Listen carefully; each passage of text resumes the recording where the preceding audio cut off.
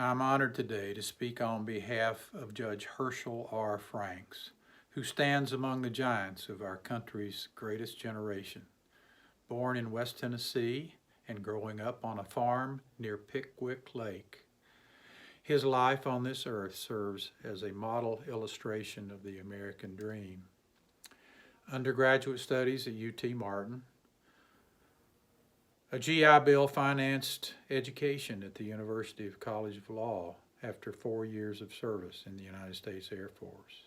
16 years as a lawyer in Chattanooga, 8 years as chancellor in Hamilton County, and of course, as we remember him, 36 years on the eastern section of the Tennessee Court of Appeals, where, in my opinion, he left his mark as one of the greatest judges of our time.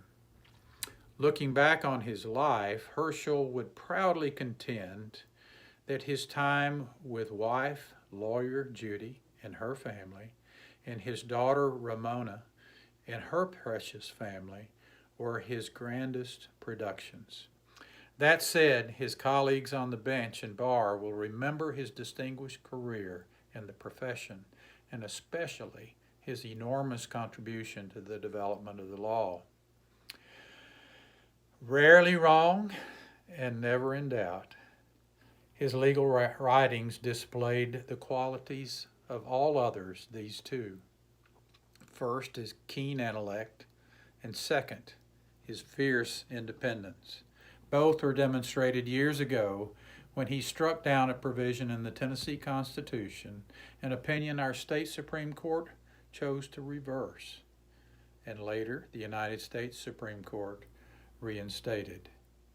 In his retirement year of 2014, I asked him to preside on a special panel and author the opinion. As a result of yet another constitutional challenge by John J. Hooker to the selection method for the Supreme Court. The hallmark of a great judiciary, he ruled, lay in its independence from the executive and legislative branches, free from partisan politics and beholden only to the rule of law.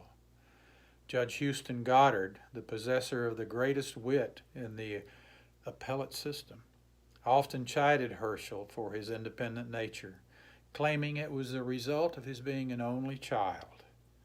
Herschel gave back as good as he got. Off the bench and sometimes on, these two were the Butch Cassidy and the Sundance Kid of the appellate system.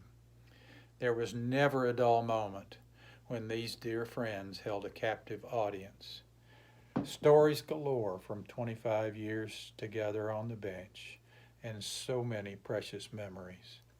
In 2004, Houston passed on to his greater glory, and without notes and straight from the heart, Herschel delivered the most touching eulogy I have ever witnessed. What a tribute. The only brother this only child ever had gone to cross the bar. And now they are reunited for all posterity, fussing over and properly resolving the heavenly appeals. On this earth, the benediction of Herschel R. Franks is his remarkable service to our great profession. Goodbye, our dear friend.